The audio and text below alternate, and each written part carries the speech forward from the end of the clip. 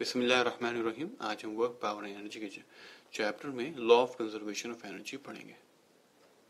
Law of conservation of energy कहता है कि energy can be converted from one form to another form but total energy of the body remains constant.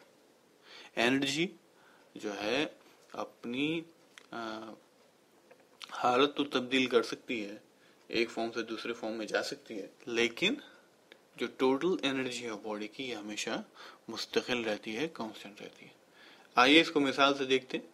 इसके लिए हम university of Colorado के fade simulators में इसको देखते हैं कि ये किस तरह होता है। आइए मिसाल देखते हैं, क्योंकि मिसाल से बात समझ में आती है। हमारे पास यहाँ पे एक कीड़े साहब हैं। वैसे तो फिजिक्स में बहुत सारे कीड़े होते हैं, लेकिन ये कोई अच्छे खूबसूरत से कीड़े हैं। ये एक सर्टन हाइट के ऊपर, ऊंचाई के ऊपर यहाँ मौजूद है अपने स्केटबोर्ड के साथ। अगर हम यहाँ इस ग्राफ को देखें तो हमें दिखता है कि यहाँ टोटल एनर्जी ये है, सही है, और पोटेंशियल एनर्जी के टोटल एनर्जी के बराबर है। यानी इस बॉडी में जो टोटल एनर्जी है वो उसकी पोटेंशियल एनर्जी है।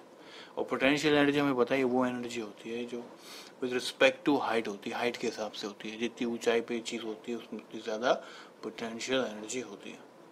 आइए अगर हम इस कीड़े को हम थोड़ा स्लाइड कर देते हैं। अब हम जैसे इसको स्लाइड करते हैं हमें दिखता है कि हो क्या रहा है। जैसे ही एक कीड़ा सॉरी ये कीड़ा ड्रॉप हो गया यहाँ पे, तो इसका मतलब इसको थोड़ा सा ऊंचा कर देते हैं, दोबारा से एक्सपेरिमेंट करते हैं, फिर इसको हाइट पे रखते हैं, फिर इसको छोड़ते हैं। अब हम देखते हैं कि जिस तरह ये कीड़ा जैसे नीचे की तरफ तेजी से जा रहा है, काइनेटिक एनर्जी बढ़ती चली जाती है और पोटेंशियल एनर्जी कम हो जाती है। उसी तरह जब ये कीड़ा अब ये क्या पोटेंशियल एनर्जी इसकी क्या है, सबसे ज्यादा है, क्योंकि हाइट है, मैं छोड़ा तो काइनेटिक एनर्जी बढ़ना शुरू हो गई। जैसे ही जितनी स्पीड से ये कीड़ा नीचे आता है, यानी मूवमेंट होती है, इसमें हरकत होती है, मोशन होती है, तो क्या होता है, इसकी काइनेटिक एनर्जी बढ़ना शुरू हो जाती है। और हाइट जैसे कम होती है पोटेंशियल एनर्जी कम रहती है। मगर जो बात यहाँ नोट करने की है, समझने की, वो ये है कि काइनेटिक एनर्जी और पोटेंशियल एनर्जी अगर हम यहाँ सम करें तो ये टोटल कितना निकलेगा, ये टोटल वही एनर्जी निकलेगी जो इस वक्त थी जब ये बग इस हाइट के ऊपर थी। मैं इसको दोबारा चलाता हूँ। अब आप इसको गौर से देखें कि अब क्या हो, काइनेटिक, क्योंकि बॉडी हरकत हो रही है, मोशन हो रही है, क्या तो क्या हो रहा है, इसकी काइनेटिक एनर्जी बढ़ रही है, पोटेंशियल एनर्जी कम हो रही है, लेकिन इन दोनों का टोटल सम क्या है, स्टिल कांस्टेंट है। यानी जो टोटल है काइनेटिक एनर्जी का, पोटेंशियल एनर्जी का, at any point here is constant. तो एक्चुअली हो क्या रहा है, एनर्जी एक फॉर्म से दूसरी फॉर्म में कन्वर्ट हो रही है, एक फॉर्म से दूसरी फॉर्म में कन्वर्ट हो रही है।